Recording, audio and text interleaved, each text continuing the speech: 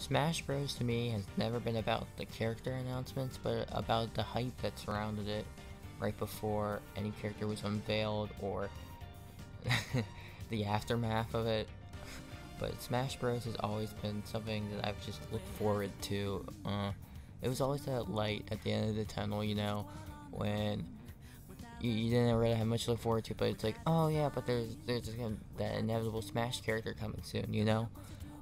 But that's come to an end now, and that's really, really weird to think about. My favorite parts about the Smash Bros. Announcements, of course, was speculation, aftermath, but the character reveals themselves, not just the characters, but the quality of animation that went into a lot of these announcements were superb in many aspects. They were really, really well done, and I've rewatched them dozens of times because they're just so addicting to review over and over and look for small little details in them. Smash Bros. It's just so fun to just be surrounded by, and I'm a casual player. I don't, I'm a main plant. I'm not amazing in any way, but it's just fun to like mess around with different characters and see how they do. And I'm not just saying, of course, there were the picks that I wanted to get in. My one that I wanted the most by far was Banjo-Kazooie. Ever since the Wii U days, Brawl days, I was always like, I always wanted him in because I grew up with him on the N64. I was like, I really would love Banjo-Kazooie in Smash because it was probably my favorite game. I loved everything surrounded by that game series. The funny way they talk to each other, Mumbo in particular, I loved. Banjo-Tooie was also pretty fun at the time, but I always just wanted Banjo-Kazooie in Smash because they were always just a fun duo characters. And I never thought it would happen ever since Microsoft bought them, but there you go. I ended up so excited when they were announced. I remember screaming at the top of my lungs on a call with my friends, and it was just so fun to see happen. Another highlight, Piranha Plant. I was in school just, watching my phone when this happened at lunch, and I was just started laughing, and my other friend was wondering what's going on. I'm like, I was laughing so hard, it was amazing. And he got to it, he's like, that's so stupid. I'm like, no, that's amazing.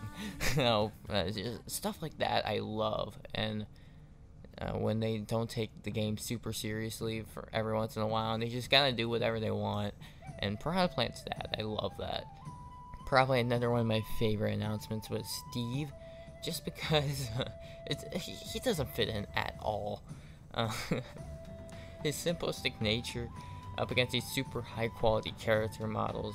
I'm not saying Steve's model isn't okay.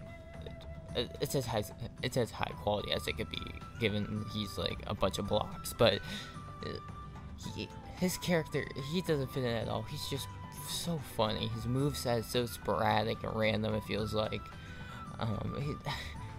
He's so fun to play as because of his random nature, it feels like. Same goes with Hero, but literally random.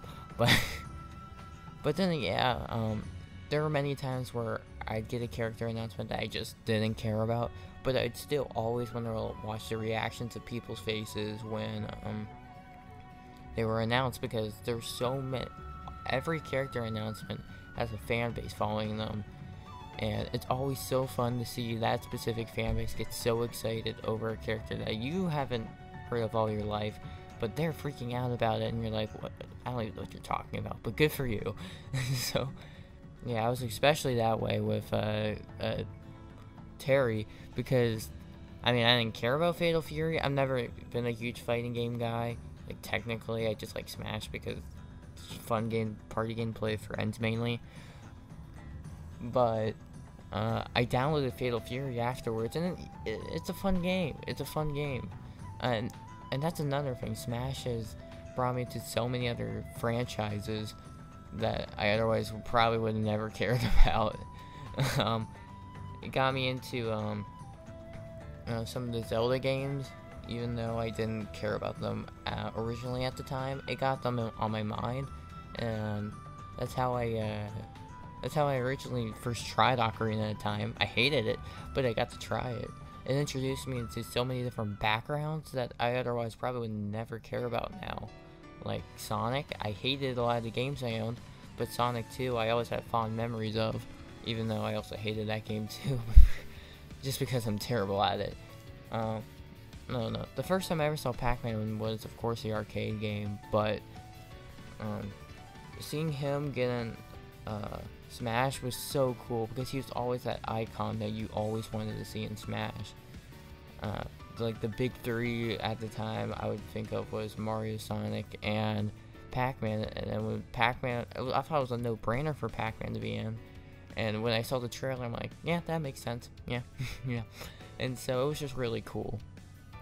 But yeah, now with Sora getting in, I think that was the perfect way to end just Smash in general. He was by far the most requested character, more so than even Banjo. He's not only the most requested, but a fitting end to a fantastic DLC roster. Well, besides Min Min, but yeah, sorry, ARMS fans. But just because Sora is stuck behind like the Disney vault, I always thought that he stood no shot because Disney's too protective of their characters. There's no way they're gonna allow a game company like Nintendo to have this random game character that they own, and then surrounding Sora as all these other Disney characters from Kingdom Hearts, that it would make it so difficult to put them in Smash. It just, there's so much Disney character representation that would require. They ended up not putting any of the Disney characters in, which I thought was weird. But then again, that makes perfect sense because the amount of money that would have cost. That literally capitalism. But even that little Mickey head, that probably cost a decent amount to just put that in the trailer for like the 2 seconds that they showed it. So, even though I'm not a huge fan of Sora, I think that was probably one of the perfect ways to end it.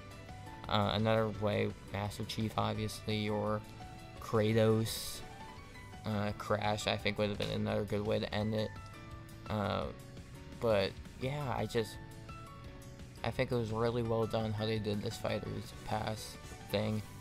The second one was kind of weird because I thought they were only going to do one, but then the second one, but I don't know. The first Smash game I ever played was Brawl, and I really liked Brawl for what it was. Since it was my first Smash game, I never thought anything different. Nowadays, I go back to it every once in a while, and it is super slow, but I just love it for what it is because of its simplistic nature and whatever. Subspace Emissary, I have a love-hate thing with that, but it's a fun thing to go through time to time. But since it was my first Smash game, I love Classic Mode in that game. Even though it's like probably the most simplistic Classic Mode out of almost all the games, but I just love how it is because the repetitive nature. You can get better and better with each character. I kind of like that, even though, yeah, obviously not as good as Melee, I guess, technically. But what does this mean as an end of an era? Smash has always been a part of life, and without it, I just think it's going to be really, really weird to have that thing to look forward to. Just, yeah. It's been on my mind for, like, since, like, its first unveil a while ago, almost, like, 8 years ago. So, it's just really weird for it not to be surrounded by it. But, of course, I'm just going to keep enjoying what they gave us. It was really exciting, this whole ride, from 3DS to Wii U to Ultimate, all the announcements. It was super fun to keep up with, and I just hope that in the future, Sakurai takes a break, maybe does one more project, retires. It'd be cool to see. Anyways, I'm just gonna enjoy staring at Banjo and Smash, and yeah.